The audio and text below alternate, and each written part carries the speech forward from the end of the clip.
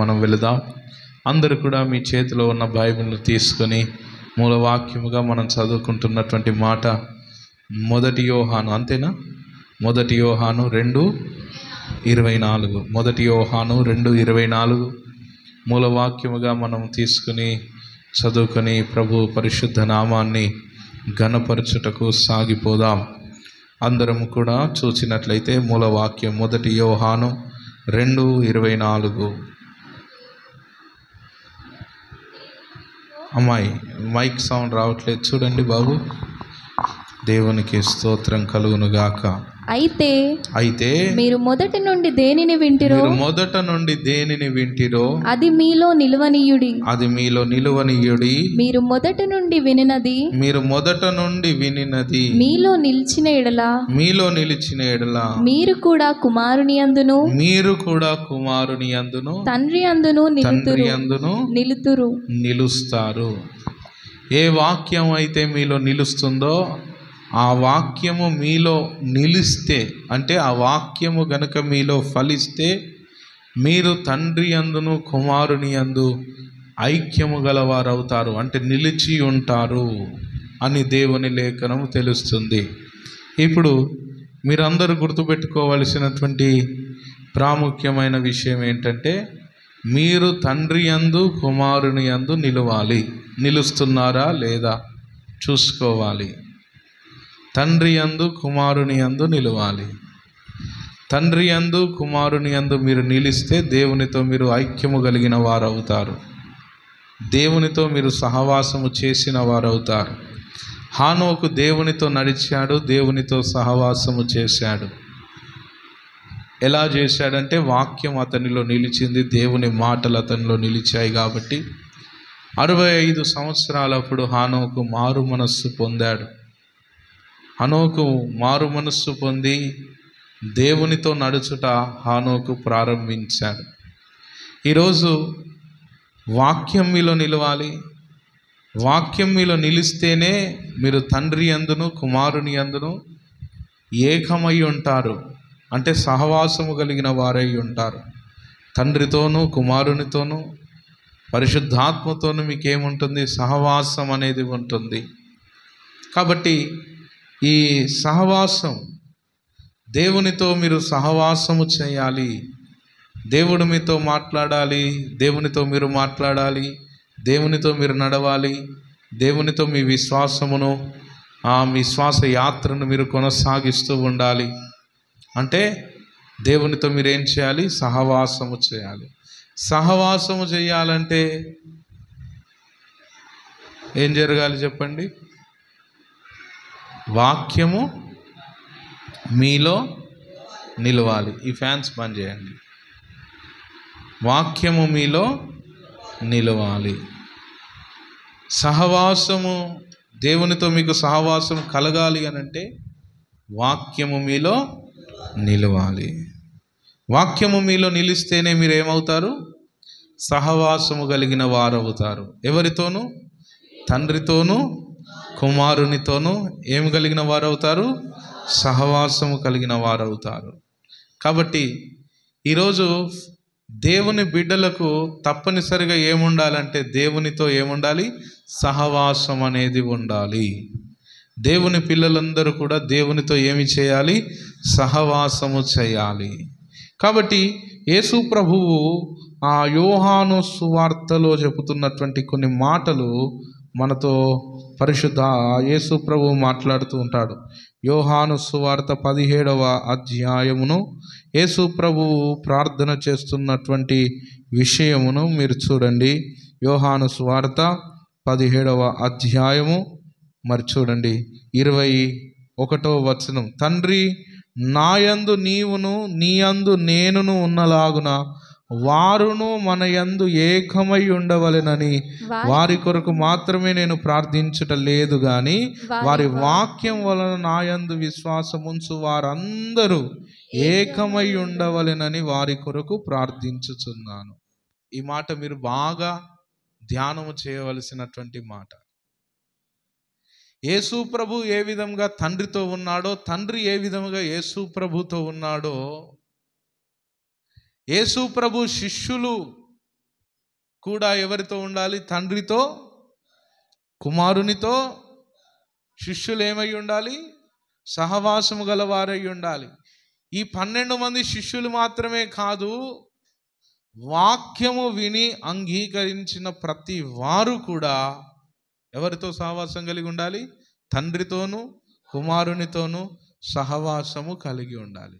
ఈ ప్రార్థన ఎవరు చేస్తున్నారు? యేసయ్య చేస్తున్నాడు. యేసయ్య ఈ ప్రార్థన చేస్తున్నాడంటే యేసయ్య కోరిక ఏమిటి? ఇదే. యేసయ్య కోరిక ఏంటంటే, నేను, నా తండ్రి అయిన నీవు, నేను ఏకమై ఉన్నట్లుగా వాక్యమును విని అంగీకరించిన వారందరూ కూడా ఏకమై ఉండాలి. అంటే ఐక్యత ఎవరి చిత్తము? చెప్పండి. ఐక్యత ఎవరి చిత్తము? దేవుని యొక్క చిత్తము.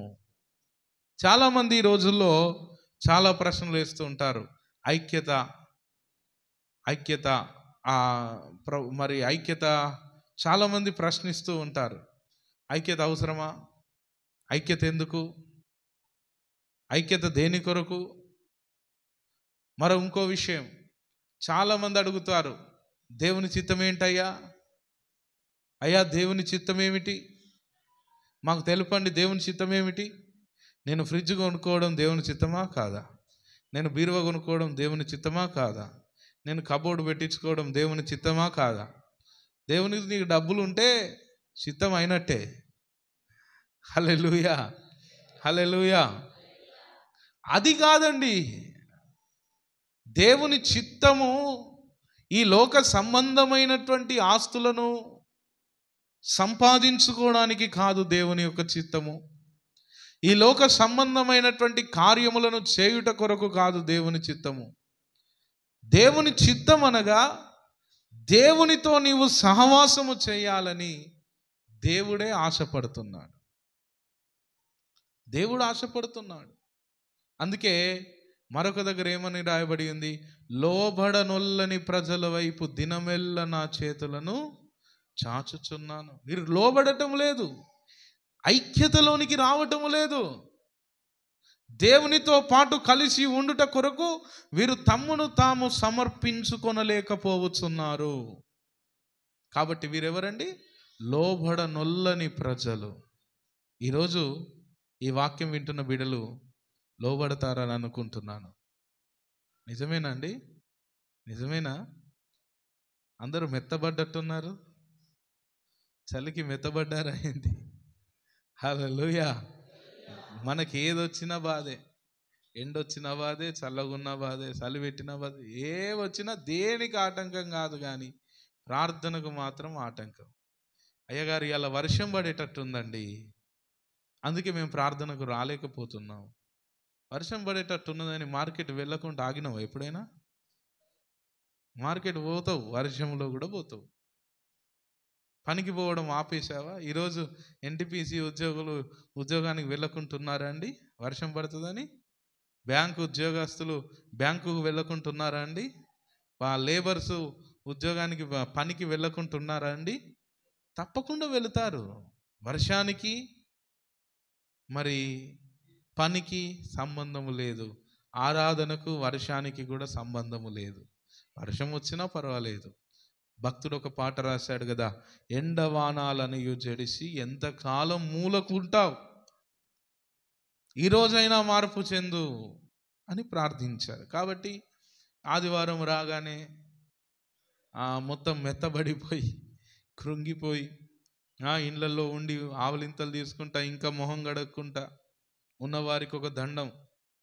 అటువంటి వారేమో దృష్టికి వస్తే దుమ్ము దులిపి బుద్ధి చెప్పండి. దేవుని రాకడ సమీపమైంది. పరిశుద్ధమైన దినమున కూడా చాలామంది మందిరానికి రాలేకపోతున్నటువంటి పరిస్థితి చాలా దారుణమైనటువంటి సంగతి. కాబట్టి దేవుని పిల్లలారా, మిమ్మును మీరు పరీక్ష చేసుకోవాలి, మిమ్మును మీరు సరి చేసుకోవాలి. తండ్రి ఏ విధముగా కుమారునితో ఉన్నాడో, కుమారుడు ఏ విధముగా తండ్రితో ఉన్నాడో, ఈ వాక్యం విన్న బిడ్డలందరూ కూడా తండ్రితోనూ కుమారునితోనూ నిలిచి ఉండాలి. ఇది ఎవరి చిత్తం అండి? దేవుని యొక్క చిత్తము. కాబట్టి దేవుడు మీతో నిలవాలి అని అంటే మీరు వాక్యమును సాత్వికముతో అంగీకరించాలి. అదే చెబుతున్నాడు యాకోబు. యాకోబు పత్రిక 1వ అధ్యాయము 21 చూడండి, చాలా జాగ్రత్తగా వినాలి. అందుచేత సమస్త కల్మషమును విర్రవీగుచున్న దుష్టత్వమును మాని లోపల నాటబడి మీ ఆత్మలను రక్షించుటకు శక్తిగల వాక్యమును సాత్వికముతో అంగీకరించాలి. సాత్వికముతో వాక్యమును అంగీకరించాలి. అయ్యగారులు అనేవారు ఎప్పుడు బుద్ధి చెప్తూనే ఉంటారండి. వాళ్ళు బుద్ధి చెప్పక మానరు, మనం బుద్ధి లేని పనులు చెయ్యక మానం. అలవాటైన దోమ ఆలౌట్ మీద కూర్చుందట పోయి. రోజు నువ్వు ఆలౌట్ పెడితే దోమలకు బాగా అలవాటైంది వాసన. ఇక ఇప్పుడు పెట్టు నాయన అని పోయి ఆలౌట్ మీద కూర్చుందట. ఎందుకంటే ఆ వాసన దానికి ఏమైంది చెప్పండి, అలవాటైంది. ఆ వాసన వస్తే గాబరపడి కన్ను తిరిగి చచ్చిపోవాల్సినటువంటి దోమ అలవాటైపోయింది, దానికి వాసన అలవాటైంది కాబట్టి పోయి అది ఎక్కడ కూర్చుందంటే డైరెక్ట్గా పోయి ఆల్అవుట్ మిషన్ మీదనే కూర్చుంది. ఈరోజు సంఘస్థులకు విశ్వాసులకు కూడా అయ్యగారు ఎన్నిసార్లు తిట్టినా కూడా బుద్ధి లేకుండా, ఎన్నిసార్లు హెచ్చరించినా మార్చుకోకుండా, ఎన్నిసార్లు ఖండించినా మరి సరి అయిన కార్యక్రమం చేయకుండా, సరి అయిన జీవన విధానంలో కొనసాగకుండా జీవితాన్ని నాశనం చేసుకుంటున్నటువంటి పరిస్థితి.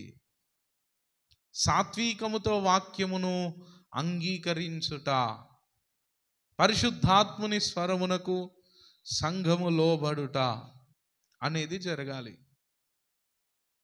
ప్రార్థన చేయండి అమ్మా అని పోయిన వారం చెప్పాను అనుకోండి, వచ్చే వారానికి మీరు ప్రార్థన చేసుకొని రావాలి. వీళ్ళు ఎవరంటే బుద్ధి కలిగిన కన్యకలు. ఎవరు చెప్పండి. పోయిన వారం మనం నేర్చుకున్నాం కదా, బుద్ధి కలిగిన కన్యకలు. దేవుడు మేకలను గొర్రెలను ఏం చేస్తాడు? వేరు చేస్తాడు. సముద్రంలో వేయబడిన వలను దరికి లాగి మంచి వాటిని బుట్టలో చేర్చి చెత్తను ఏం చేస్తారు? పడేస్తారు. పరలోక రాజ్యం కూడా సేమ్ అలాగుననే ఉన్నది. తర్వాత గోధుమలు గురుగులు కదండి, మీకు తెలుసు కదా, గోధుమలు గురుగులు రెండు కలిసి పెరుగుతున్నాయి. సంఘములో చాలామంది సంఘానికి ఆచార ప్రకారంగా వస్తున్నారు, కానీ దేవునితో సహవాసము కలిగిన వారు కావటము లేదు. దేవునితో మీకేముండాలంటే సహవాసం ఉండాలి, దేవునితో నడిచిన అనుభవం ఉండాలి. ఈ విశ్వాసముతో దేవునితో నడిచే అనుభవం, దేవునితో సహవాసము కలిగిన వారై ఉండాలి, దేవునితో మాట్లాడేవారై ఉండాలి, దేవుడు మీతో మాట్లాడేవాడై ఉండాలి. ఈ రెండు సంబంధాలు జరగాలి. దేవదూతలు ఎక్కుచు దిగుచు నుండుట నీవు చూచెదవు అని దేవుడు ఎవరితో చెప్పాడు? నతానియేలుతో చెప్పాడు కదండి. ఆకాశం తెరవబడుతుంది, దేవదూతలు ఎక్కుట దిగుట నీవు నిశ్చయముగా చూస్తావని ఎవరితో చెప్పాడు? చెప్పండి. నతానియేలుతో చెప్పాడు దేవుడు, నతానియేలుతో చెప్పాడు. కాబట్టి దేవదూతలు ఎక్కుచూ దిగుచూ ఉన్నాయంటే సంభాషణ జరుగుతుంది దేవునికిని ప్రజలకును, ప్రజలకును దేవునికిని, దేవునికిని శిష్యులకును, శిష్యులకును దేవునికి ఏమి జరుగుతుంది? సంభాషణ, సహవాసం జరుగుతుంది. కాబట్టి యేసు ప్రభు ప్రార్థిస్తున్నాడు, నీవు నేను ఏ విధముగా ఏకమై ఉన్నామో ఈ వాక్యం విన్న వారందరూ కూడా ఏకమై ఉండులాగునా నువ్వు సహాయం చేయి. వీరిని సత్యమందు ప్రతిష్ఠ చేయండి, వీరిని సత్యమునందు ప్రతిష్ఠిస్తున్నాను. దేవుని చిత్తం ఏంటంటే సంఘములో ఉన్న ప్రతి ఒక్కడు కూడా అసాధారణమైన జీవితమును జీవించాలి. అద్భుతముల గుండా మన ప్రయాణములు ఉండాలి, సాక్ష్యముల గుండా మన ప్రయాణములు ఉండాలి.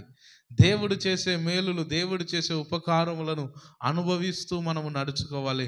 Miraculous life. మిరాకులస్ లైఫ్, అసాధారణమైనటువంటి జీవితమును మనము జీవించవలసిన అవసరత ఉన్నది. అందుకే తండ్రితో నీవు, నీతో తండ్రి కలిసి ఏకమై ఉండుట కొరకు నీవు ప్రయత్నం చేయాలి. హల్లెలూయా. సరే గట్టిగా స్తోత్రం చెప్పండి.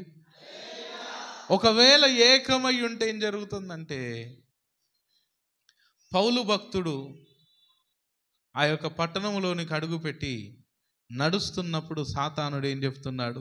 అదిగదిగో సర్వోన్నతుడైన దేవుని కుమారులు వచ్చుచున్నారు, వీరు భూమిని తలక్రిందులు చేయువారట. ఎందుకు అలాగున సాతానుడు చెబుతున్నాడంటే, పౌలుతో ఎవరున్నాడు? దేవుడు ఉన్నాడు.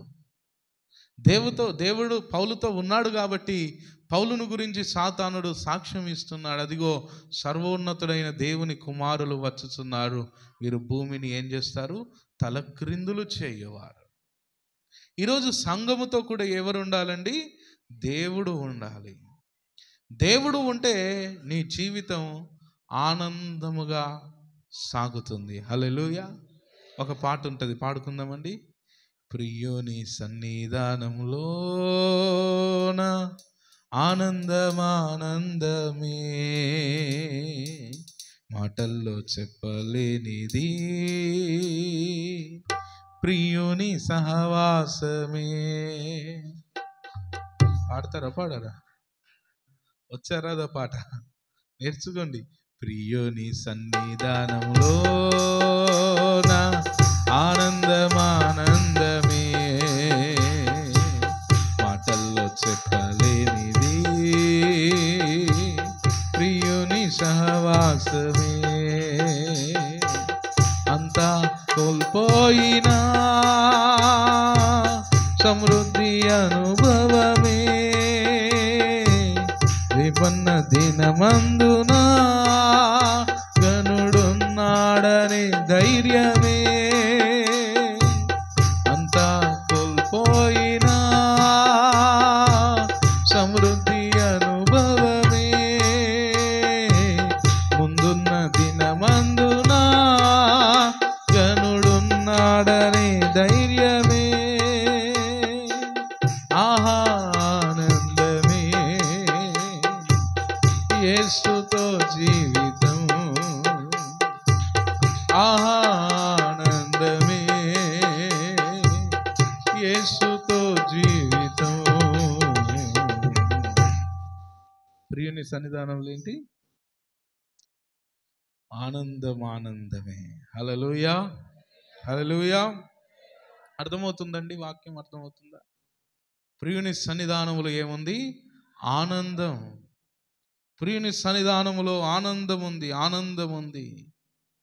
అంత కోల్పోయినా కూడా సమృద్ధి అనుభవం ఉంది.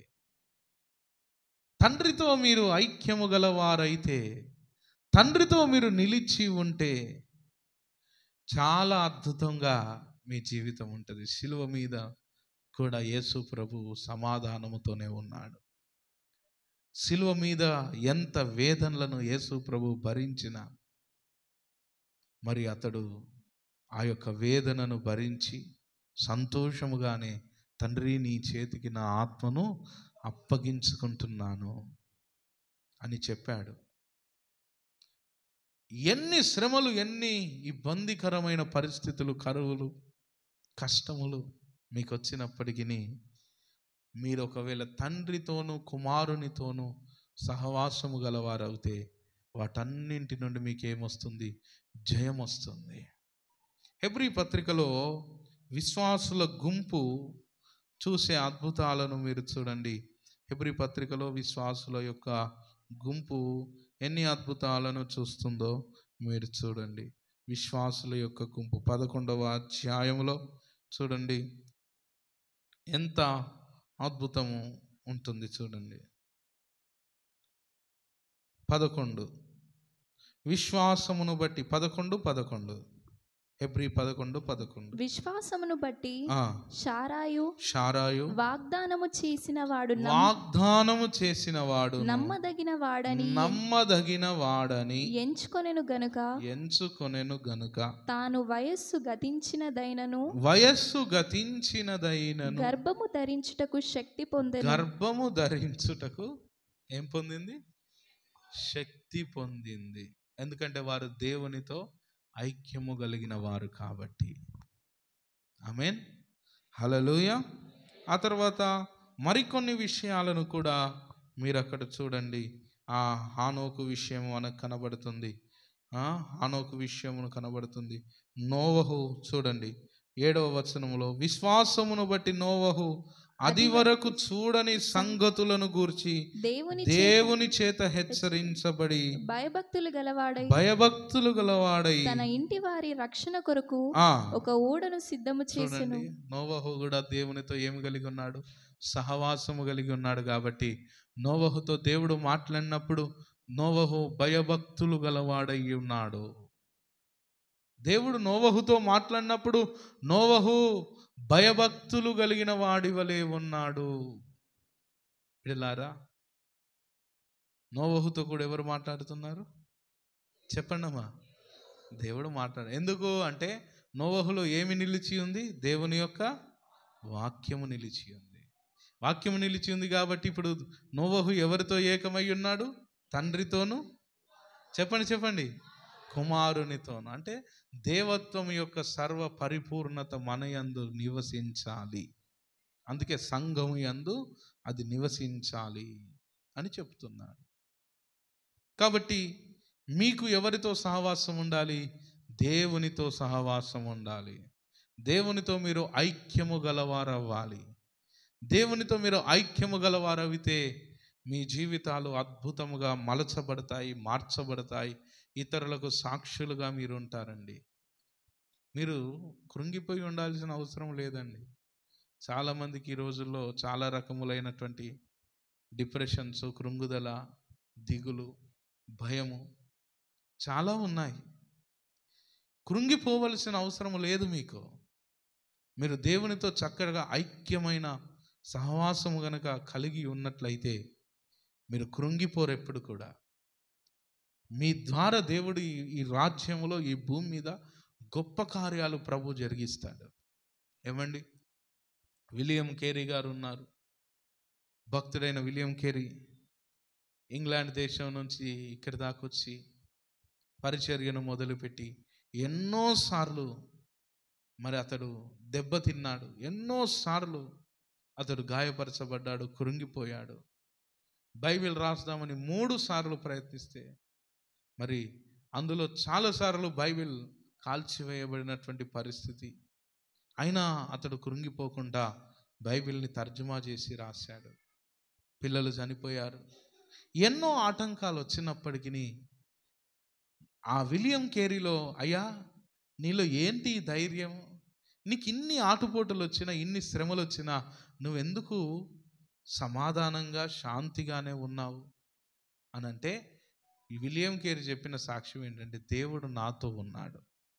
నేను చనిపోయినాక కూడా నా గురించి మాట్లాడకండి.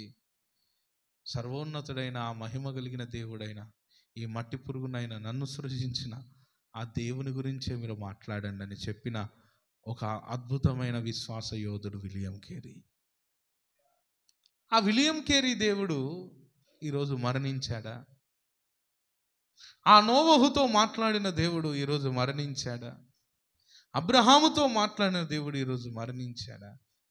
ఆయన యుగ యుగములకు సజీవుడైన దేవుడు. ఆ రోజు నోవహు కుటుంబాన్ని రక్షించిన దేవుడు ఈరోజు నిన్ను, నీ కుటుంబాన్ని రక్షించుటకు సమర్థుడైనటువంటి దేవుడు. సమర్థుడు.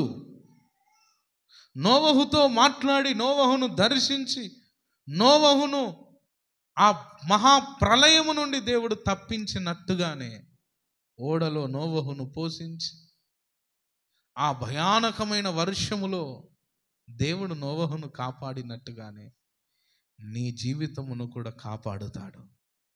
నోవహు ఓడ వెళ్ళి ఏ పర్వతం మీదకు ఆగింది చెప్పండి? అప్పో చాలా మందికి తెలుసు.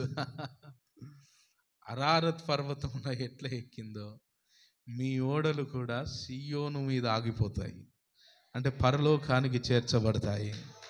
దేవునికి స్తోత్రం చెప్పండి.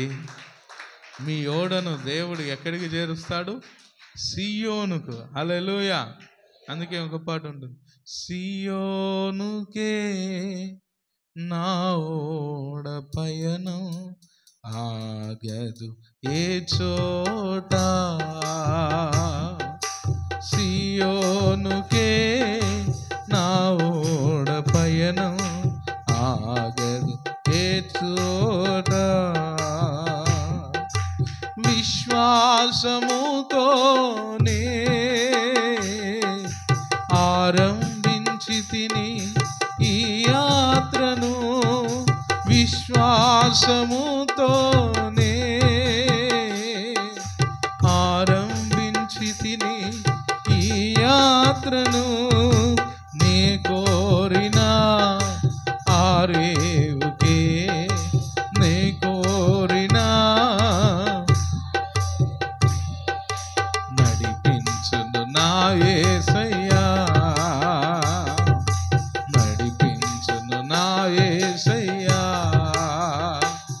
నా విశ్వాస ఓడ యాత్ర కొనసాగుచున్నది, నా విశ్వాస ఓడ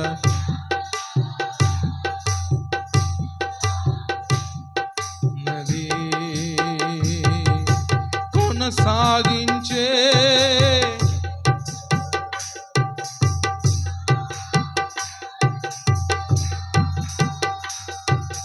కొనసాగించే నాకు తోడుండగా,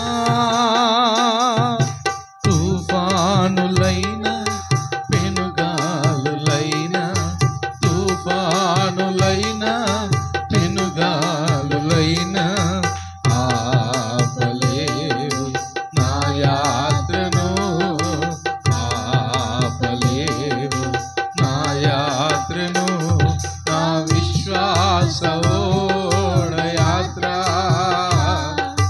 కొనసాగుచున్నది, నా విశ్వాస ఓడ యాత్ర కొనసాగుచున్నది. ఆయన తోడుగా ఉన్నాడు కాబట్టి నాకేమి కాదు. నేను తండ్రితో కుమారునితో ఐక్యము కలిగిన వాడను, సహవాసము కలిగిన వాడను.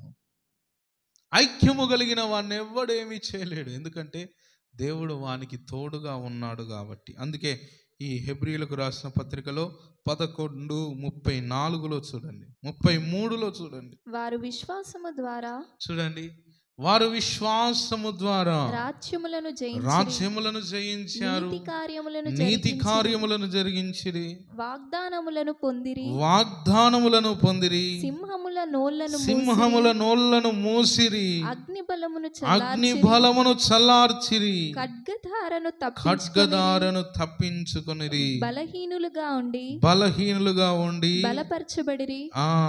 బలపరచబడిరి. ఎన్నున్నాయండి అంశాలు. ఎందుకో తెలుసా ఇన్ని కార్యాలు ఎందుకు జరిగాయి? ఒక మాట చెప్పండి, దేవుని వాక్యము వారిలో నిలిచి ఉన్నది కాబట్టి. దేవుని వాక్యమును మీలో నిలువనీయండి. వాక్యమును గుర్తుపెట్టుకోవాలి. వాక్యము చెప్పుచున్న ప్రకారముగా మనము ప్రవర్తించు వారమైతే మనం ఎవరం అవుతామంటే దేవునితో ఐక్యము కలిగిన వారం అవుతాం. వాక్యానుసారంగా జీవించండి. అయ్యా వాక్యానుసారంగా జీవిస్తే నాకేంటయ్యా లాభం? వాక్యానుసారంగా జీవిస్తే నాకు నష్టమే. వాక్యానుసారంగా జీవిస్తే నా బిజినెస్లో లాసే. వాక్యానుసారంగా జీవిస్తే నా వడ్డీ వ్యాపారంలో లాసే అని ఈ లాసులన్నీ గుర్తు చేస్తాడు సాతానుడు. వాక్యానుసారంగా జీవిస్తే లాభం ఏంటంటే మీరు తండ్రితో ఐక్యము గలవారవుతారు. మనం వాక్యానుసారంగా ఎందుకు జీవించాలంటే పరిశుద్ధాత్ముడు ఆ త్రియేక దేవునితో మీరు ఐక్యము గలవారు అవుతారు కాబట్టి మీరు వాక్యానుసారముగా జీవించాలి. పరిశుద్ధాత్ముడు అందుకే చెప్తాడు, బాబు వాక్య ప్రకారంగా లేకపోతే వాక్య ప్రకారంగా లేవు అని చెప్తాడు. ఎందుకంటే ఆదరణకర్త పనియే అది. ఆయన వచ్చి మిమ్మల్ని ఎందులోనికి నడిపిస్తాడు? సర్వ సత్యములోనికి నడిపిస్తాడు. పరిశుద్ధాత్ముని పని.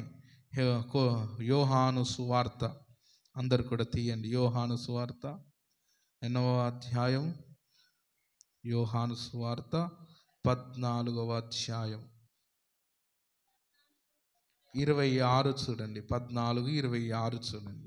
ఆదరణకర్త అనగా తండ్రి నా నామమున పంపబోవు పరిశుద్ధాత్మ సమస్తమును మీకు బోధిస్తాడు. నేను మీతో చెప్పిన సంగతులు ఏం బోధిస్తాడండి? సమస్తమును మీకు బోధించి. ఎవరు బోధిస్తారు? పరిశుద్ధాత్ముడు. పరిశుద్ధాత్ముడు ఆదరణకర్త. మీరు భయపడవలసిన అవసరం లేదు, కృంగిపోవలసిన అవసరం లేదు, చెదరిపోవలసిన అవసరం లేదు. సమస్తమును మీకు బోధించి నేను మీతో చెప్పిన సంగతులన్నింటినీ మీకు జ్ఞాపకము చేయ. మళ్ళా కొత్త బోధ చేయడండి. కొత్త బోధ చేయడు పరిశుద్ధాత్ముడు. ఆది నుండి మీరు ఏదైతే విన్నారో దానినే మీకు జ్ఞాపకము చేస్తాడు. దానినే మీకు జ్ఞాపకము చేస్తాడు. నేను చెప్పిన సంగతులను మీకు జ్ఞాపకము చెయ్యను. ఆదరణకర్త యొక్క పని, పరిశుద్ధాత్ముని యొక్క పని. ఏ విషయములనైతే ఆయన చెప్తాడో దానినే మనకు బోధిస్తాడు, జ్ఞాపకము చేస్తాడు.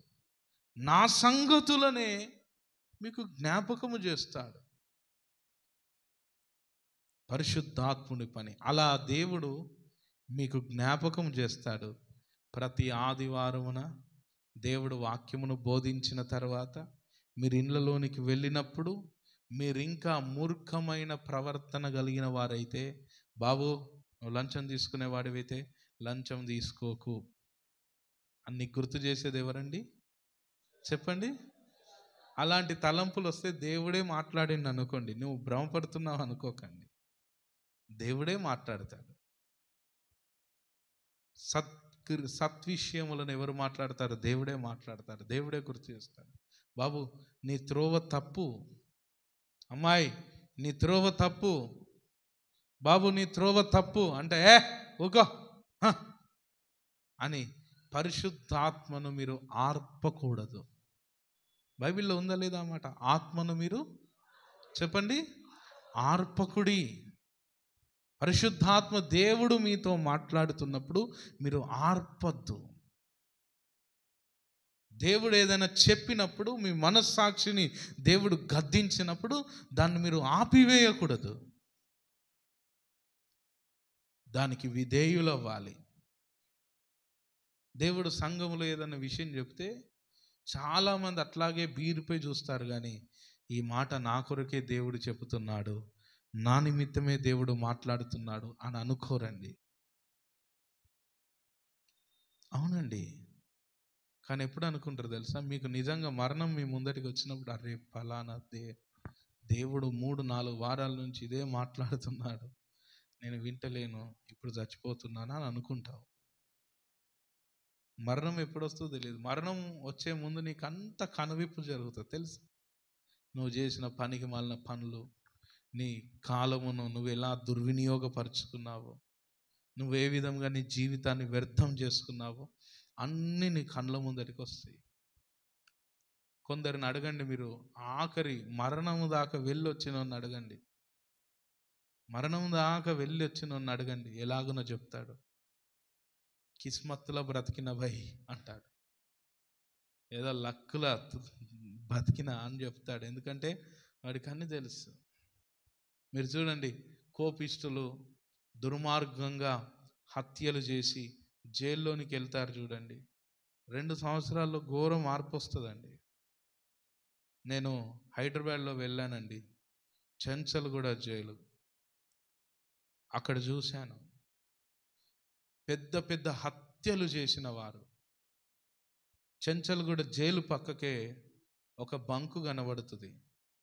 ఆ బంకులో వారు పనిచేస్తారు. వాళ్ళ జీవిత కాల ఖైదులు, 15 సంవత్సరాల శిక్ష. వాడు హత్య ఎప్పుడు చేశాడంటే 20 సంవత్సరాలప్పుడు 20 సంవత్సరాలప్పుడు చేస్తాడు. 15 సంవత్సరాలు వాడు జైలు శిక్షను అనుభవిస్తాడు, నరక యాతన అనుభవిస్తాడు. మొన్న జనవరి 26కి ఏమో రేవంత్ రెడ్డి గారు కూడా కొందరిని రిలీజ్ చేశారు. వారిని అడగండి, చెప్తారు. వారు చెప్పినటువంటి కొన్ని విషయాలు టీవీలో కూడా వచ్చాయి. చిన్న విషయానికి తొందరపడి నేను పలానా హత్య చేశాను, చాలా పొరపాటు జరిగిపోయింది, ఇన్ని సంవత్సరాలు నేను ఆ శిక్షను అనుభవించాను, అది నరక యాతన. జైలు జీవితమును గడిపిన వారు చెప్తారండి. మీరు ఆలోచించండి, అంతకంటే దారుణంగా ఉంటుంది నరకం. ఈ జీవితము క్షణభంగురమైనదని దైవజనులు ఎన్నిసార్లు బోధించినా మార్చుకోరు. పైపెచ్చు ఈ వాక్యము నాకు కాదులే అని అనుకుంటూ జీవిస్తూ ఉంటారు.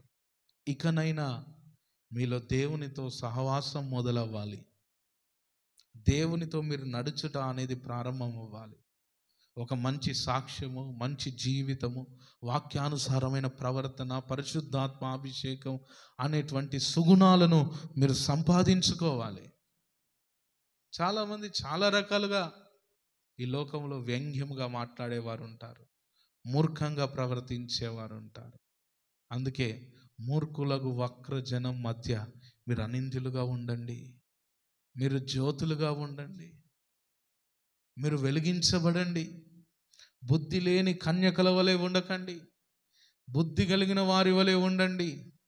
దేవుని వాక్యం మీలో నిలిస్తే మీరు తండ్రితో నిలుస్తారు, కుమారునితో నిలుస్తారు. కాబట్టి దేవుని వాక్యానికి మన హృదయములో ప్రాముఖ్యంగా ప్రధానమైనటువంటి చోటును మనం ఇవ్వాలి. First place. ఆత్మ వచ్చి చెబుతాడు, ఇలా చేయడం పొరపాటు నాయనా అని ఆత్మ గద్దిస్తాడు. ఆత్మ గద్దించినప్పుడు దాన్ని ఎలాగున మీరు అంగీకరించాలంటే సాత్వికముతో అంగీకరించాలి. పరిశుద్ధాత్ముడు చేస్తాడు. పరిశుద్ధాత్ముని పనే అది. ఈ భూమి మీద అన్య భాషలు మాట్లాడడమే పని కాదు. చాలామంది అన్య భాషలు మాట్లాడతారు, కానీ మనస్సాక్షిని వాత వేసుకొని మొద్దుబారిపోయి ఉంటుంది వారి మనస్సాక్షి. దేవుడు మాట్లాడుతున్నా వినరు. చాలామంది అండి ఇలా చేయకపోతే నేను సర్వైవ్ కాలేను అని భయపడుతూ ఉంటారు. దేవుని మాట విని నష్టపోయినా పర్వాలేదు, దేవుని మాట విని మనము తగ్గించుకోవాలి. నష్టమును అయినా సరే అనుభవిస్తే దేవుడు మన పట్ల తప్పకుండా కార్యం చేస్తాడు. నలుగురు మాట్లాడుతున్నప్పుడు నువ్వు కూడా మాట్లాడకు. బుద్ధిమంతుడు తన పెదవులకు కాపు పెట్టుకొనును. నేను మాట్లాడకపోతే నా క్రేజ్ తగ్గిపోద్ది, నేను మాట్లాడకపోతే నా ఫేమ్ తగ్గిపోద్ది అనే ఆలోచనలు లోకంలో ఉన్నప్పుడు మనకు వస్తుంది. నేను కాలేజీలో ఉన్నప్పుడు ఎవడెక్కువ ఫైటింగ్ చేస్తే వాందే రాజ్యం, ఎవడెక్కువ బూతులు మాట్లాడి ఇతరులను హేళన చేస్తే వాడే లీడర్. అవునండి, నేను అలాగే ఉండేవాడిని.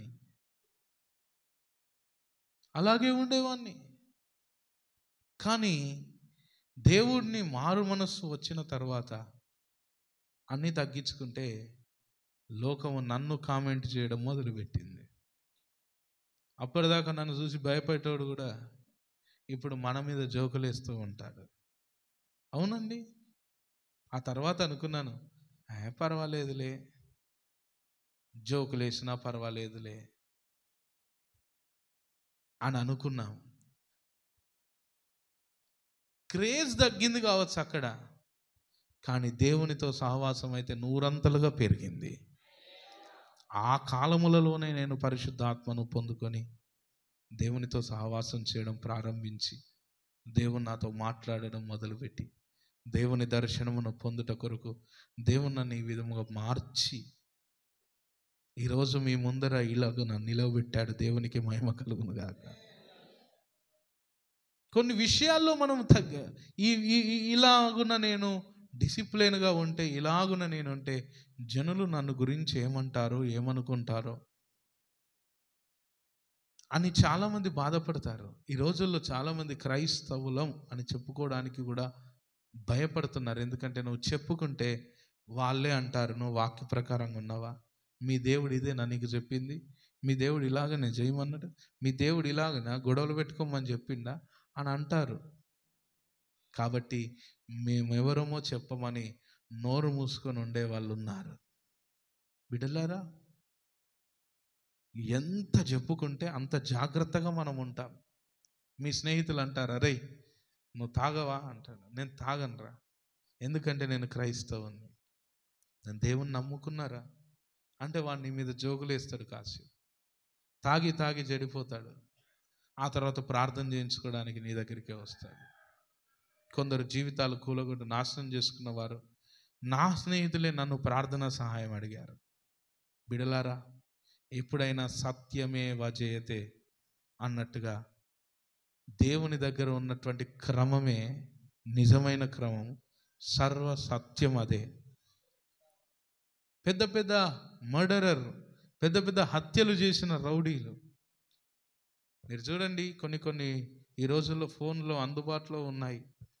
మీరు కొందరు ఫ్యాక్షనిస్టుల యొక్క వారు చెప్పే సాక్ష్యాలు మీరు వినండి. అప్పుడు చాలా హత్యలు చేసేవారు, రక్తము చిమ్మిచ్చాం, పౌరుషం అంటే ఇదే అనుకున్నాం. కానీ కాదండి, మనం ఎంత అల్పులం, మన జీవితం ఎంత చిన్నది అని వారు చెబితే ఆ మాటలకు మన ఒళ్ళు గగురు పొడుస్తుంది, మన హృదయం భయపడుతుంది, ఏంటిది అని అనిపిస్తుంది. ఈరోజు ఆ క్షణం మాత్రం ఉండే ఆ చులకని ఆ యొక్క ఆ పాప భోగములను, అల్పకాల ఆ పాప భోగములను అనుభవించి జీవితాన్ని నాశనం చేసుకోవద్దనే దేవుని విషయం నిందైనా పర్వాలేదు, దేవుని విషయమున మాకు నిందొచ్చినా పర్వాలేదు, దేవుని విషయంలో మమ్మల్ని ఎవరు కమెంట్ చేసినా పర్వాలేదు, మేము ప్రభు కొరకే జీవిస్తాం, మేము ప్రభు కొరకే బ్రతుకుతాం, మాకు ప్రభువే కావాలి, మాకు ఈ లోక ఆనందము కూడా వద్దు, ఈ లోకంలో మేము శ్రమనే అనుభవిస్తాం. మీరు చాలామంది అంటారు, మాకు ఎటువంటి సంతోషము లేదయ్యా, మా జీవితమే ప్రశ్నార్థకంగా ఉందయ్యా, మాకు ఎటువంటి సంతోషము లేదు, మా జీవితమే ప్రశ్నార్థకంగా మారిపోయింది, మా జీవితాలు చాలా కన్నీటితో ఉన్నాయి, అసలు దేవుణ్ణి నమ్ముకొని మేము ఇలాగున అయిపోతామని అనుకోలేదు అని కొందరు అంటారు. మాకు ఏ ఆనందము లేకపోయినా చాలు, ప్రభువు మాతో ఉంటే చాలు. ఈరోజు లోకములో మనం అవమానపరచబడుతున్నామేమో, లోకం మనల్ని చూసి హేళన చేస్తుందేమో, లోకం మనల్ని చూసి వ్రేలెత్తి చూపిస్తుందేమో, పర్వాలేదు, ఏది ఉన్నా లేకున్నా తండ్రితోనూ కుమారునితోనూ సహవాసం మనకుంటే చాలు. గట్టిగా స్తోత్రం చెప్పండి. తండ్రితోనూ కుమారునితోనూ మనకు సహవాసం ఉంటే చాలు. మీరు ఇన్ని సంవత్సరాలైంది సేవ చేయక, ఇన్ని సంవత్సరాల నుంచి సేవ చేస్తున్నారు, ఒక మంచి చర్చ్ బిల్డింగ్ కూడా మీరు కట్టలేదు అని కొందరు అంటారు. అనుకోవచ్చు, అవునండి, ఇప్పుడు నా కొరకు అలాగని అనుకోవచ్చు, పర్వాలేదు.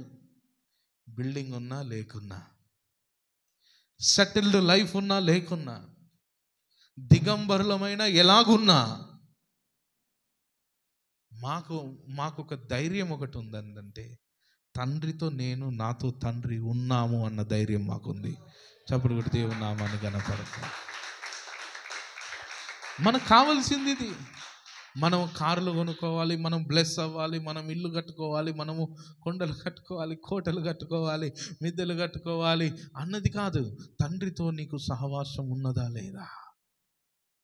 అప్పుడప్పుడు సాతానుడు వచ్చి చెప్తాడు, 30 సంవత్సరాల నుంచి మీ నాన్న ఇక్కడ సేవ చేశాడు, నువ్వు కూడా సేవలో బాగానే కష్టపడుతున్నావు, ఏం సుఖం ఉంది బాబు నీకు, ఏం సుఖం ఉంది అంటాడు. అప్పుడు నేను కూడా వాని మాటిని కాసేపు కృంగిపోతా, కాసేపు కావాలనే కాసేపు కృంగి, అవును కదరా, ఏమి సుఖం లేదు, ఏం లేదు కదా, అవును కదా, ఇట్లయింది కదా, అవును అట్లయింది కదా.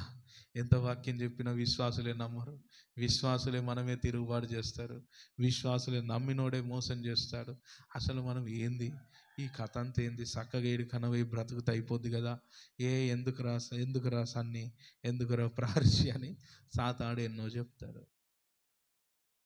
అయితే నీకు ఒక విషయం తెలియదు, ఏదేమైనా కానీ తండ్రి కుమారుడు ఇద్దరు నాతో పాటు ఉన్నారు. ముందున్న దినమందునా గనుడున్నాడని ధైర్యమే, ఆనందమే, ఆనందమే, యేసుతో జీవితం, ఆనందమే, యేసుతో జీవితం.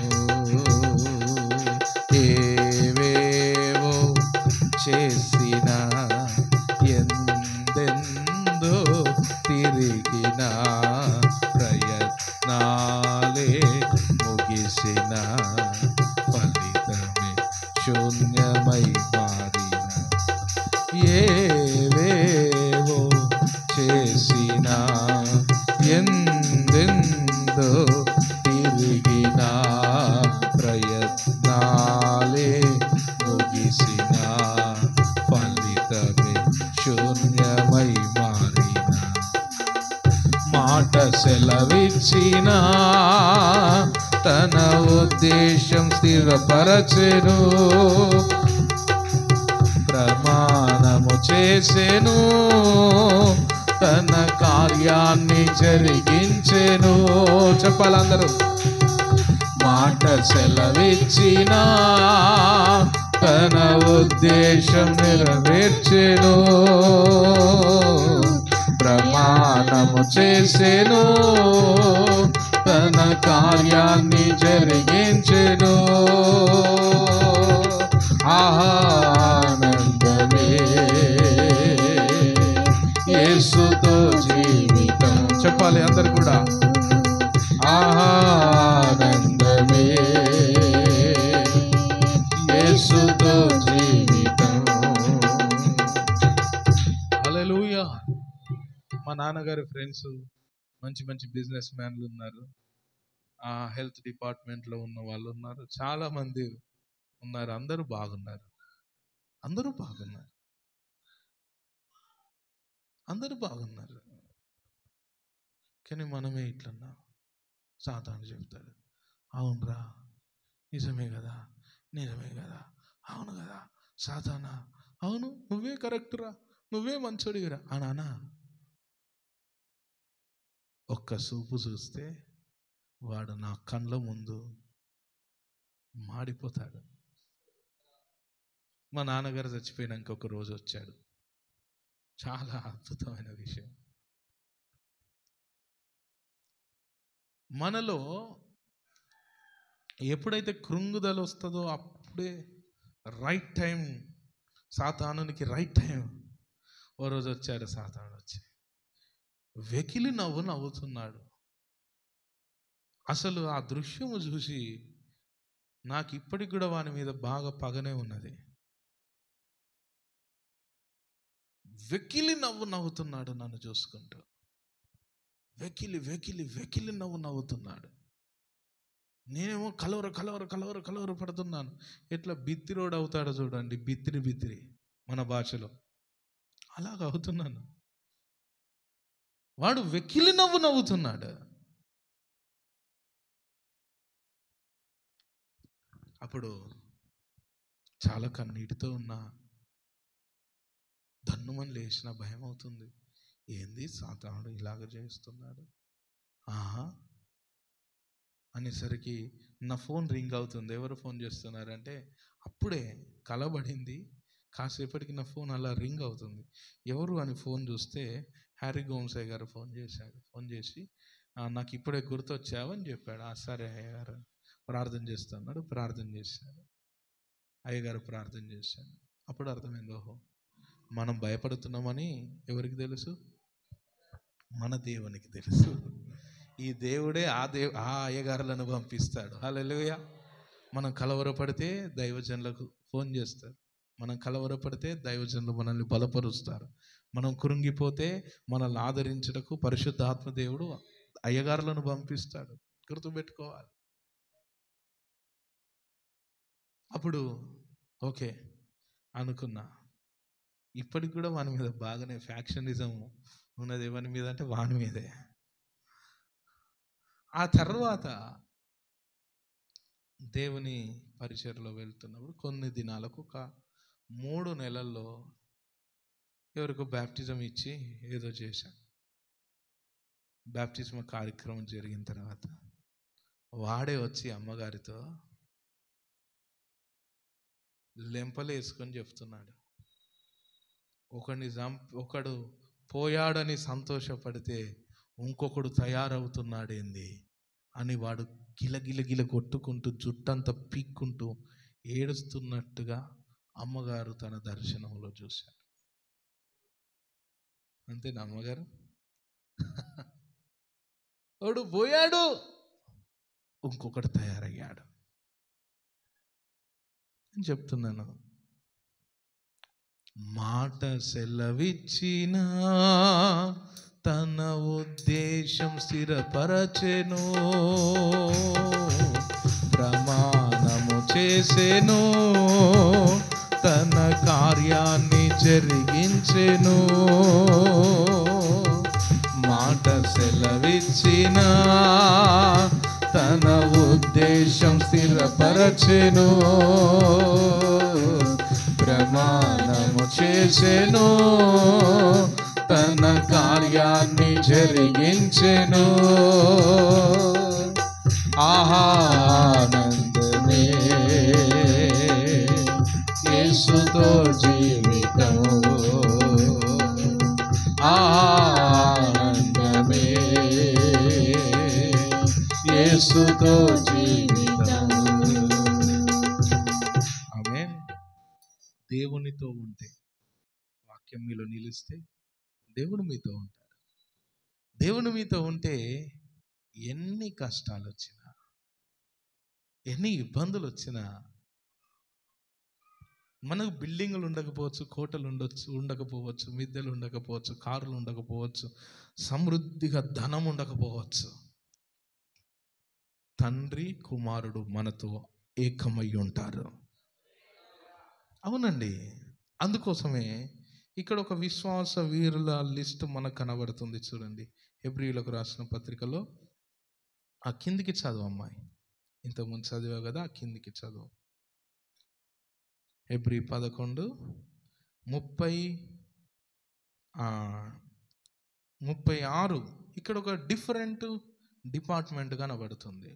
ఇంతకుముందు ఉన్నారేమో రాజ్యాలను జయించారు, అగ్నిబలమును చల్లార్చారు, ఏవో రకరకాల అద్భుతములను చేశారు, వారిని దేవుడు ఆశీర్వదించాడు. మేము బిల్డింగులు కట్టుకున్నాం, దేవుడు ఆశీర్వదించాడు. మేము కారు కొనుక్కున్నాం, దేవుడు ఆశీర్వదించాడు. మా బిజినెస్ బాగైంది, దేవుడు ఆశీర్వదించాడు. మేము అది చేసాం, ఇది చేసాం అని చెప్పేది ఒక బ్యాచ్. వీరిని చూసినప్పుడు మనకు అనిపిస్తారే, అమ్మ ఇన్ని సంవత్సరాలు దేవుణ్ణి ఆరాధిస్తున్నాం, ఇన్ని సంవత్సరాల నుంచి దశంభావం తీస్తున్నాం, ఇన్ని సంవత్సరాల నుంచి సేవిస్తున్నాం, మాకేం కాలేదు ఏంది కదా. ఇక్కడ ఒక డిఫరెంట్ డిపార్ట్మెంట్ కనబడుతుంది. చదవమ్మాయి. మరికొందరు ఈ లిస్టులో మనం ఉండాలి. మరికొందరు తిరస్కారములను, రిజెక్షన్. దేవుని సేవ చేస్తున్నప్పుడు రిజెక్షన్స్. దేవుని సేవ చేస్తున్నప్పుడు సంఘం అంతా ఫుల్గా ఫామ్ అయినాక ఓడొచ్చి సంఘాన్ని ఎత్తుకొని పోతాడు. సంఘం అంతా ఫుల్గా ప్రారంభమై జమ చేయబడి బలపరచబడ్డాక ఒకనికి దయ్యం ముసిరి వాడు ఏదో చేసుకొని, వాడు ఏదో అప్పులు ఇచ్చుకొని, వాడు ఏదో చేసుకొని వాని పంచాయతీలో నుంచి వీడు చేర్చుకొచ్చడం మానేస్తాడు. వీరి కొరకు ప్రార్థించి ఆకలి కొని కన్నీరు విడిచి ప్రార్థన చేసిన దైవజనుల్ని వదిలిపెట్టి వీరు వెళ్ళిపోతారు. ఒక కుటుంబం పోయి ఒక కుటుంబం ఉంటుందా అంటే అట్ట కూడా కాదు. ఈ 2 కుటుంబాలు నన్నే విడిచి వెళ్ళిపోతాయి. ఎందుకంటే సాతాను పనే అట్లుంటుంది. ఇలా ఎన్నోసార్లు రిజెక్షన్స్, తిరస్కారం. అయితే తిరస్కారాలున్నా ప్రభువు ఎవరితో ఉన్నాడు? నాతో ఉన్నాడు. ఆమేన్. తండ్రితో మనం ఏమై ఉన్నాం? ఐక్యము గలవారమై ఉన్నాం. నేను చెప్తున్నాను, మీరెవరు బాధపడొద్దండి. దైవజనుడిగా నేను చెప్పే హక్కు నాకుంది. నీకేం బాధ లేదు, నువ్వు అట్టనే అంటావు అని మీరు నాతో అనొచ్చు. నాకున్న బాధలు మీకు వస్తే మీరు తట్టుకోలేరు. మేము అనుభవించిన శ్రమలు మీరు అనుభవించలేరు. అందుకే మేము చెప్తున్నాం, మేము చాలా శ్రమలు అనుభవించి చెప్తున్నాం, దేవుడు మీతో ఉంటే చాలు. దేవుడితో మీరు ఐక్యము గలవారు అయితే చాలు. మీరు దేనికి విరవకూడదు, దేనికి మీరు భయపడకూడదు, దేనికి మీరు కృంగిపోకూడదు. దేవుడు ఉన్నాడా లేదా మిమ్మల్ని మీరు పరీక్షించుకోవాలి. దేవుడు నాతో ఉన్నాడా? దేవుడు నాలో ఉన్నాడా? దేవుని వాక్యానికి నేను చోటిస్తున్నానా? దేవుని వాక్యానికి నేను విధేయుని అవుతున్నానా? మీరు పరీక్ష చేసుకోవాలి. సాక్షాత్తు దేవుడు మనతో వచ్చి నివసిస్తాడు. ఒక అద్భుతం జరగలేదు కావచ్చు, అయినా పర్వాలేదు. తిరస్కారాలే బ్రతుకంతా, రిజెక్షన్స్. బ్రతుకంత తిరస్కారాలు అయినప్పటికీ విశ్వాసములో మాత్రం, దేవునితో సహవాసములో మాత్రం లేశ మాత్రము కూడా మేము తక్కువ కాదు. అందరికంటే దేవునికి ఎక్కువ నచ్చుతాం. అందుకే దరిద్రుడు ధనవంతుడు స్టోరీ ఎందుకుందంటే, అబ్రహాము రొమ్మున ఆనుకునేది దరిద్రుడే. ఈరోజు తిరస్కరించబడుతున్నావేమో,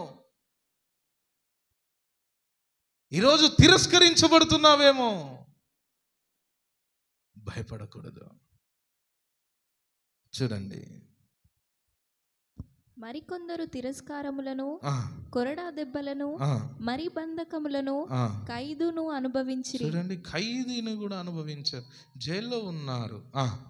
రాళ్లతో కొట్టబడిరి, రంపములతో కోయబడిరి. చూడండి, రంపములతో కూడా కోయబడ్డ గుంపండి. ఈరోజు కడుపు నొప్పి తగ్గకపోతే దేవుని వదిలిపెట్టి పోయేటోళ్ళు లేరా? తలకాయ నొప్పి తగ్గకపోతే దేవుని వదిలిపెట్టి పోయేటోళ్ళు లేరా? దేవుని నమ్ముకున్నాక కొంత శ్రమ వచ్చినా దేవుని విడిచిపెట్టి పోయేటోళ్ళు లేరా? కానీ ఇక్కడ ఉన్నది అలాంటి బ్యాచ్ కాదు. ఇక్కడ ఉన్న గుంపు అలాంటి గుంపు కాదు. నిందలైన, అవమానాలైన, ఏది అయినప్పటికీ వాటన్నింటిలో ధైర్యమును కలిగి ఒక్కొక్క అడుగు దేవునితో సహవాసం చేస్తూ ముందటికి వెళుతున్న జయశాలుల గుంపు ఇదే. జయశాలుల గుంపు, జయించే వారి గుంపు, జయించిన వారు ఇక్కడ ఉన్నారు. రాళ్లతో కొట్టబడ్డారు, రంపముతో కోయబడ్డారు, ఖడ్గముతో శోధించబడ్డారు, ఖడ్గముతో చంపబడ్డారు, గొర్రె చర్మములను, మేక చర్మములను వేసుకొని దరిద్రులై ఉండి. దరిద్రులుగా ఉన్నారు. ఈరోజు మనము దరిద్రం అనుభవించవచ్చు, అయినా దేవుడు మనతో ఉన్నాడో చూసుకోవాలి. అదే ఆస్తి మనకు. నాకు చిన్నప్పుడు మాకు ఎక్కువ ఇష్టమైన పాట, మా కుటుంబానికే బాగా ఇష్టమైన పాట, మేము చిన్నప్పుడు పాట పాడుకుంటాం. మా అమ్మగారు, మా నాన్నగారు మా ఇంట్లో భోజనం లేనప్పుడు స్తుతి కూటం పెడుతుండే, ఉపవాస ప్రార్థన. ఆహారం లేదు, చాలా జీరో నుంచి మనం సేవను ప్రారంభించామండి. ఇప్పుడు రేపు ఆగస్టు వస్తే 30 సంవత్సరాలు ఈ సేవలో మన నుంచి ట్రాన్స్ఫర్ అయిపోయి వెళ్ళిన వారు, వేరే వేరే ఊర్లలో ఉన్న వాళ్ళు చాలా వందల మంది ఉన్నారు. ఆహారం లేనప్పుడు మాకు అయ్యగారు నేర్పిన పాట, అమ్మగారు నేర్పిన పాట, తినుటకు ఆహారం, కట్టుటకు వస్త్రం, తినుటకు ఆహారం, కాటుటకు వస్త్రం, ఏమున్నా లేకున్నా మా దేవుడేసయ్యే, ఏమున్నా లేకున్నా నా దేవుడేసయ్యే. యేసయ్యా యేసయ్యా యేసయ్యా యేసయ్యా యేసయ్యా మా దేవుడేసయ్యా, యేసయ్యా యేసయ్యా మా దేవుడేసయ్యా. ఈ పాట స్తోత్ర రూపమగు కృత గీతమును అనే పాటను నేను పాడుకొని ప్రభుని గణపరుస్తూ ఉండేది. నేను చెప్తున్నాను, నువ్వు దీనుడవై ఉండవచ్చు, నలిగిపోతూ ఉండవచ్చు, అయితే నువ్వు ఏ పరిస్థితిలో ఉన్నా నీ చెయ్యి పట్టుకుని ఉన్న దేవుడు ఒక ఆయన ఉన్నాడు. నీ చేతులు పట్టుకున్నాడు, ఆయన నీ పక్షమున ఉన్నాడు. నువ్వు కృంగిపోతున్న పరిస్థితుల మధ్యలో కూడా నీ పక్కనే కూర్చొని ఉన్నాడు. మీరు ఎప్పుడు కృంగిపోకూడదు. అలాంటి భయంకరమైన పరిస్థితుల్లో నుండి దేవుడు మమ్మల్ని లేపాడు. ఇక్కడున్న బిడ్డలందరికీ కూడా మనమే బాప్తిజం ఇచ్చాం, మనమే విగ్రహాలు తీసేసాం, మనమే వారి రక్షణలోనే నడిపించాం, వేరొకరు లేరు. హల్లెలూయా. అవునండి, దేవుడు మాట్లాడతాడు, దేవుడు ఉన్నాడు, నిన్న నేడు నిరంతరం ఏకరీతిగా ఉన్నాడు.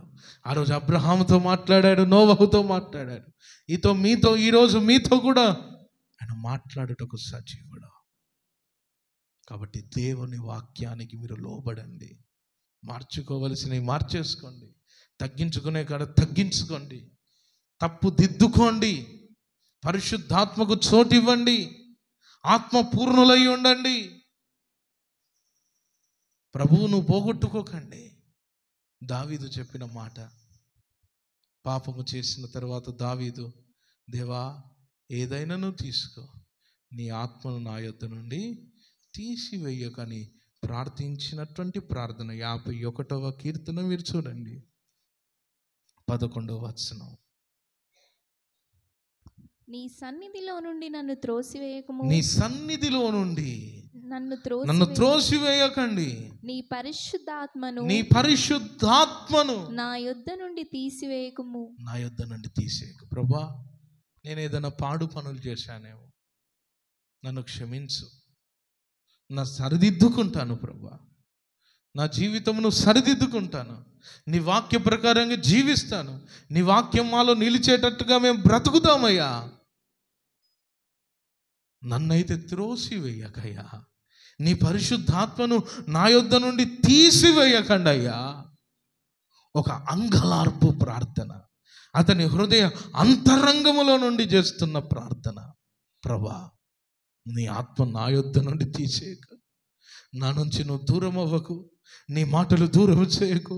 నీవు చెప్పావు, నేను వినలేదు, మూర్ఖుడనైపోయాను, అయినా పర్వాలేదు, ఇప్పుడు నేను సరిదిద్దుకుంటాను, ఏదైనా తీసేయని నీ ఆత్మను నా యొద్ద నుండి తీసేయకు. ఎందుకంటే నీ సహవాసం నాకు ముఖ్యం. దేవునితో సహవాసం మనకు ముఖ్యం. ఏదున్నా లేకున్నా దేవునితో మనకేముండాలి? సహవాసం ఉండాలి. ఆస్తులున్నా పోయినా, అంతస్తులున్నా పోయినా, ఏదున్నా లేకున్నా పరిశుద్ధాత్మ దేవునితో మనకు సహవాసం ఉండాలి. ఆ సహవాసమును మనం ఎప్పుడు కోల్పోకూడదు. ఆ సహవాసం కొరకే బ్రతకాలి. ఆ సహవాసము నిమిత్తమే దేనినైనా వదిలిపెట్టుకోవాలి. ఆ సహవాసం కొరకే ఉండాలి. ఆత్మదేవునితో మీరు ఎప్పుడు జీవిస్తూ ఉండాలి. అందుకే ఆత్మదేవుడు ఎలాగున మీతో మాట్లాడాలంటే మీరు ఆత్మదేవునితో ఏకాంతంగా మీరు ప్రార్థించాలి కదా. మీరు ఏకాంతంగా దేవుని దైవ ధ్యానము చేయాలి కదా. ఏకాంతముగా కాస్త సమయం పరిశుద్ధాత్మ దేవునితో మీరు గడపాలి కదా. అప్పుడే కదా పరిశుద్ధాత్ముడు మీతో మాట్లాడేది. రహస్యమందు చూచు నీ తండ్రి నీకు ఉత్తరం ఇచ్చును అన్నమాట అప్పుడే కదా నెరవేరేది. మార్చుకుందాం, మీ తప్పులు దిద్దుకుందాం, సరి చేసుకుందాం. వారానికి 1 మారు 2 మారులు ఉపవాసం ఉండి నీ సన్నిధానములో నీతో పాటు జీవిస్తాను ప్రభువా, నీతో పాటు ఉంటాను ప్రభువా, నీతో పాటు సహవాసం చేస్తాను ప్రభువా. నాకు ఈ లోకం వద్దు, నాకు నీవే కావాలి. దావీదు ప్రార్థన చేశాడు, నన్ను నీ సన్నిధానములో నుండి త్రోసివేయకండి, నీ ఆత్మను నాలో నుండి తీసివేయకండి. నాకు వాక్యమే ఇంపార్టెంట్, దేవుని మాటే నాకు ఇంపార్టెంట్, దేవుని సహవాసమే నాకు ఇంపార్టెంట్, మరొకటి కాదు. ఇటువంటి భక్తులుగా మనం మారుదుముగాక. ఏదో డబ్బు కోసమో మందిరానికి రావద్దు, ఏదో లబ్ధి కోసమో దేవుని దగ్గరికి రావడం కాదు, కానీ దేవునితో సహవాసము కోసం రావాలి, దైవ సహవాసము కోసం రావాలి. ఈరోజు ఆదివారాలు పక్కన పెట్టి రోడ్ల మీద తిరిగే వారు లేరా? ఆదివారం మందిరానికి రాకుండా రోడ్లు ఎక్కేవారు లేరా? మార్చుకోవాలి. అటువంటి వారు మారు మనస్సు పొందాలి. దేవునితో సహవాసం మనకు అత్యవసరం. లోబడనొల్లని జనుల వైపు దినమెల్లా దేవుడు తన చేతులు చాపుతున్నాడు. ఈరోజు నీ పక్షాన, నీ వైపు దేవుడు చేతులు చాపుతున్నాడు. లోబడి మారు మనస్సు పొంది దేవుని వాక్య ప్రకారమైన జీవితమును మనము జీవించదుముగాక. ఆమేన్. అందరూ కూడా మోకరించండి, ప్రార్థన చేసుకుందాం. దేవుడి వాక్యమును మన వినికిల్లో దీవించాలి. ప్రార్థన చేద్దాం, ప్రార్థన చేద్దాం, ప్రార్థన చేద్దాం, ప్రార్థన చేద్దాం. పరిశుద్ధాత్ముడా, పరిశుద్ధ